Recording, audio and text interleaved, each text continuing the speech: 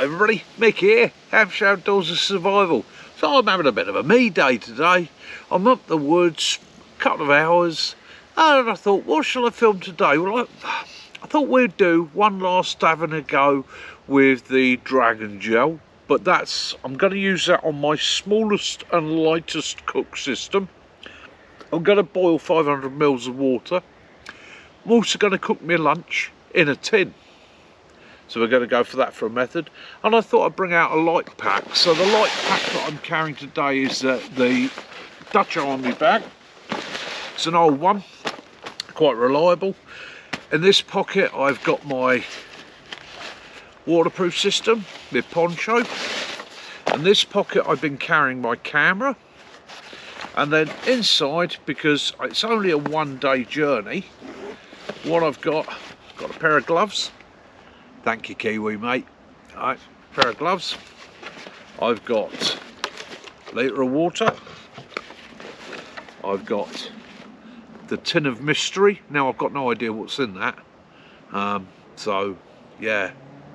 And it's out of date by a little while. So that'll be a bit interesting. I have, just in case, I've got a tarp system, bungees, and I've got pegs. So I've got a shelter system if I needed it. Cook kit. Leatherman. Now I'm not carrying my Leatherman on my belt. I'm trying a bit of an experiment here. Normally my Leatherman is attached to me at all times. However, me and a friend of mine, Owen from Life's a Hobby, we've been discussing how we get used to carrying weight and items all the time, and how it affects us, even small weights, when we remove them from our body. So I'm having a bit of a go for a week. So for a week I'm not going to carry my Leatherman on my belt like I normally do, because that's over my right hip, and funnily enough my right hip is the one that's giving me the problem. Now I've taken the Leatherman off. It's not a huge weight, but I also always stick my mobile phone in my right pocket, and I carry my first aid kit in my left pocket. So I'm just wondering, because I've got quite a bulky mobile phone, it's quite heavy, and because the Leatherman adds a bit of weight, is that something that is throwing my older body off? So again, it's a thought process, and it's a bit of an experiment. Nice thing in these packs is in the lid there, you've got a small opening, and in there I have a bushcraft knife, so a bushcraft knife, bit of bank line. What else have we got in there? Oh, some nibbles, spare coffees, spoon. Okay, and that's pretty much what I've got in that bag today. So let's get into it. Let's have a bit of fun. Let's have a bit of experimentation. Let's try a couple of things out. I'm not going to time anything today. So old DPM pouch, brilliant because you can clip it onto stuff. Okay, and inside this DPM pouch I've got my pot. He says, and it is a little bit of a tight fit, but that's good because it keeps everything in place. I've got my pot, and in my pot, oh, it's fully loaded.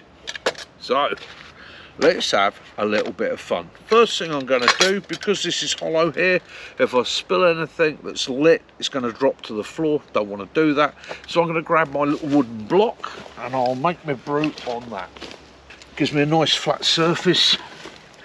Means things aren't going to fall through. So, in my pot, I've got my stove system, a couple of dragon gels, some sugars and whiteness, 2 coffee bags,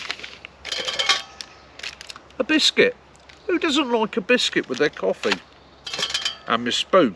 So that's what we're carrying in there. So we'll place that lot over there to one side. So plan, this is the plan. I am going to make my lunch and my brew in one go. Okay, so, and I can hear the questions now, but Mickey, you don't even know what's in that tin. No, but Mickey's brave. Now, in the old days, quite often, tins is what we got in our rations. Not as big as this, about half the size. They would have things in them. So you got used to cooking in the tin rather than in your mess tin. So what I'm going to do today, first thing I need to do is work out, if I'm making a coffee as well, how much water I need to make a decent sized coffee, and is that too much to go round my tin? Perfect. Okay, so that water comes halfway up this tin. Absolute spotty dog, that's what we want. Everything is golden. Okay, that, happy days. Right, so happy days with that. Now, the cook set I'm going to use is tiny, fits in that bag. Okay, and I've modified this one slightly to take the dragon gel. Okay, so let's have it out of this little bag, and it makes a nice little cook set. And this cook set wasn't expensive. It's by Fox Outdoors. I picked it up off of I think it was no, in fact I know it was Amazon, and I picked this up for about, I think it was about £6 or £7. It's probably more now. So all it does is slot together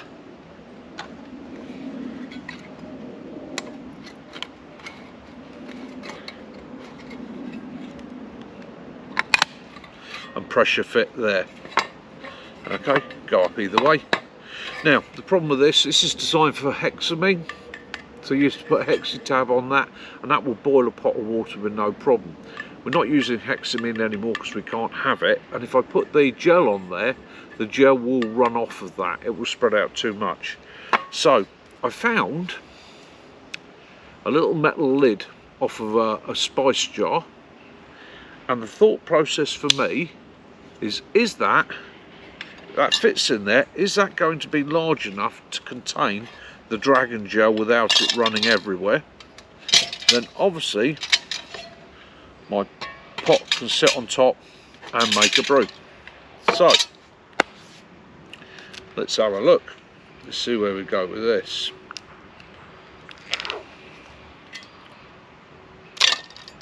Right, the dragon gel just fits inside that pot and sits maybe a little bit proud.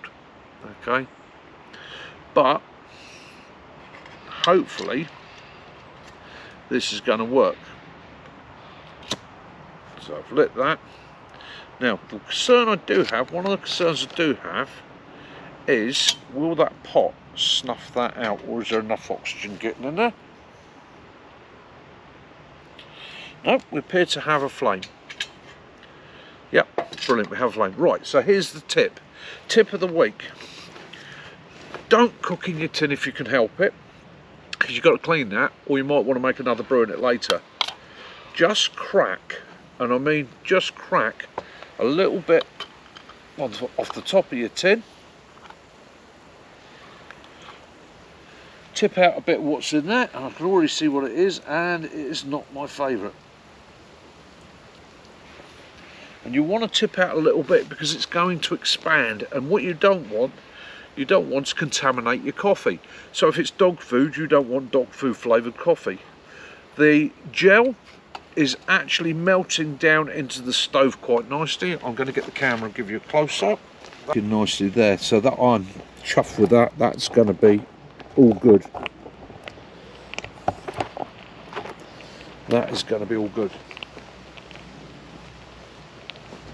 So, tin goes in water. I'm going to push that down just a little bit. Lid on. Well, hey, there we have it. So, one dragon gel, one little tiny cooker, one large pot. Am I going, just take my first aid kit out of my pocket because it's a bit bulky. Am I going to get something warm to eat? Prepare my spoon. and a cup of coffee out of this. I think I am. So my coffee bag and my cup. Let's prep everything up. Now, if you're boiling stuff in your tin, really and truthfully, it's, because it's in the tin, are you sterilising it? Well, if it's something that's been floating around for a few years, it's a bit sus, the tin may be looking a bit worse for wear in a survival situation, or an SHTF situation, yeah, I'd boil the living dude out of it. But the great thing is, by doing it in water, you're not going to burn what's on the bottom of the tin.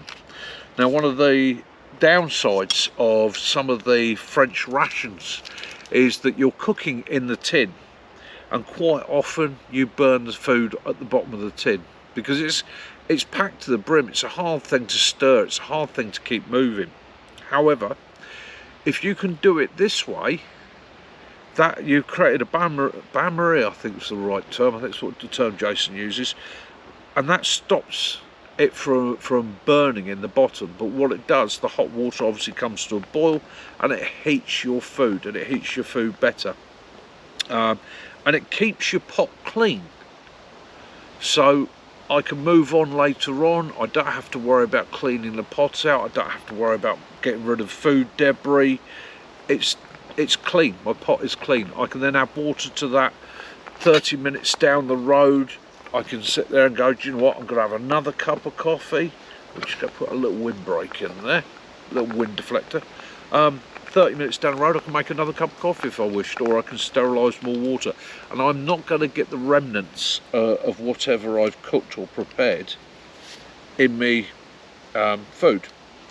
And that to me is quite important. It simplifies the whole system and process. So where you can, keep your pot clean. Keep it as clean as you possibly can. If you can avoid cooking in it, do so. Same thing with mess tins.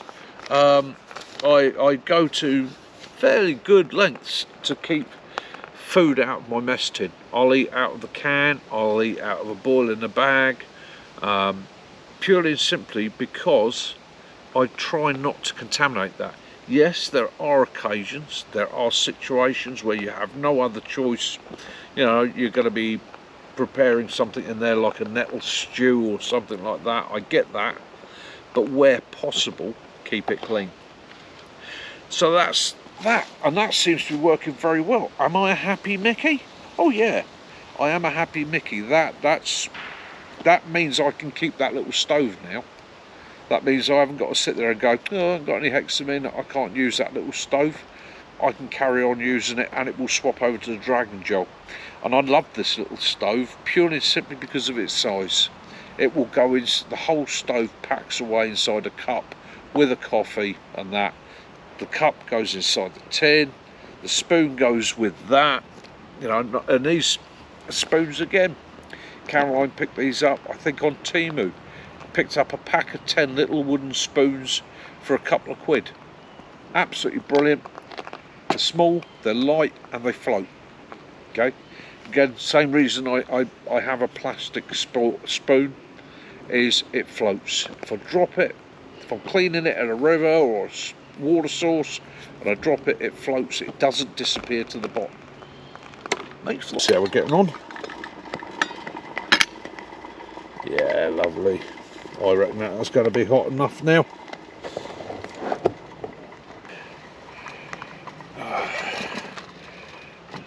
Lift that out of there.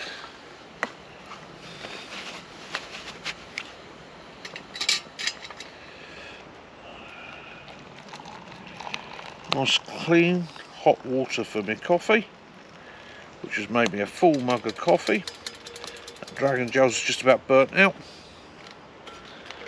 Pot's nice and clean, ready to go again for next time. And there's a tip for you.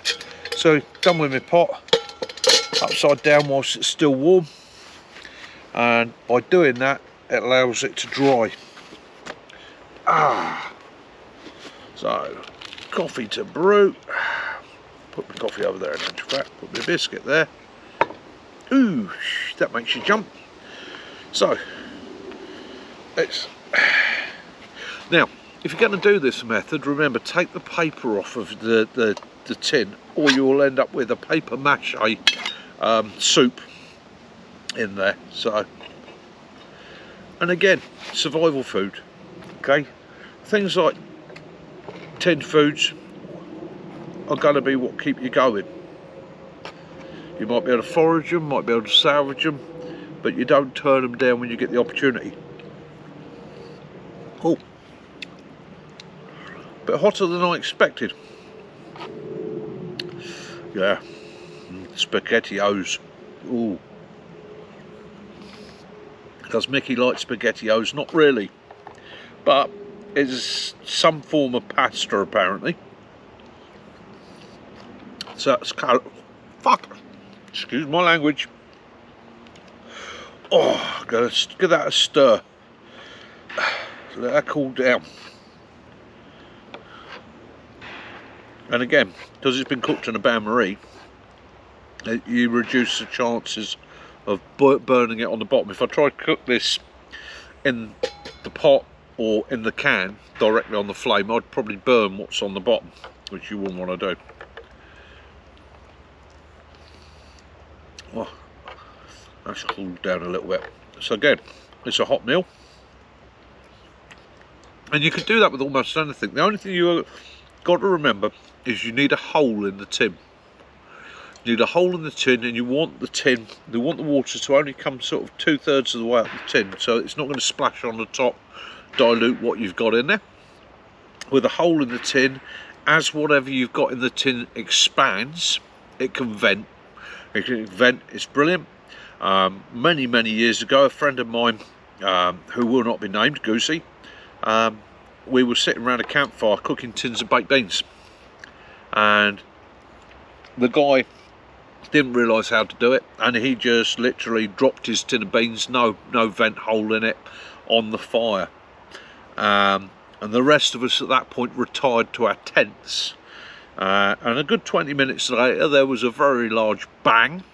The fire decreased its volume, various bits of wood may have flown around the camp, but I can remember getting up in the morning and thinking, everything for literally 20 square meters has got baked beans on it. It was like somebody had fired off a baked bean claymore into our campsite. So again, make a small hole, doesn't need to be large, just small hole to vent the pressure in your tin, and yeah, you will be good. So that's my Mickey's tip for the week. Only a quick video. Just wanted to get out in the woods, get some fresh air, fill you guys in on what's happening, occurring. You don't need to see me eating any more of that. That's proof of the pudding. And that was, yeah, I'll be honest with you, SpaghettiOs. Yeah, not something I'm keen on. If I had it, if this was a SHTF situation, no choice, yeah, I'd scoff them down. I'll get them into me, it's fuel. But it isn't. And so I've done enough for the video, I think. I've proved the point. Technique is covered. Done.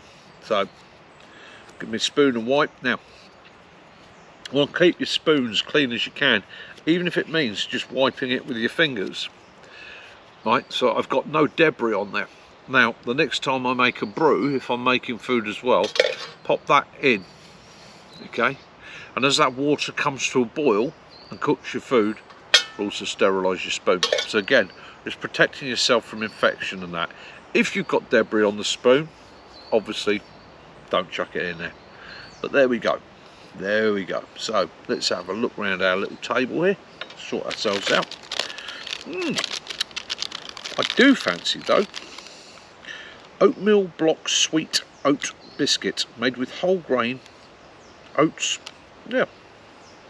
Let's give it a try. Oh yeah. Oh yeah.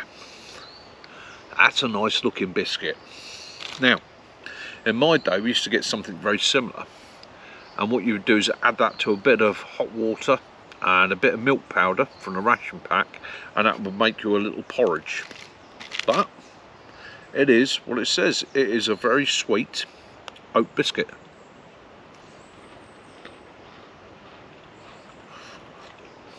Flavour wise, yeah, it's alright, wouldn't say no. And its calories, quite simple, about 125 calories in one of those biscuits.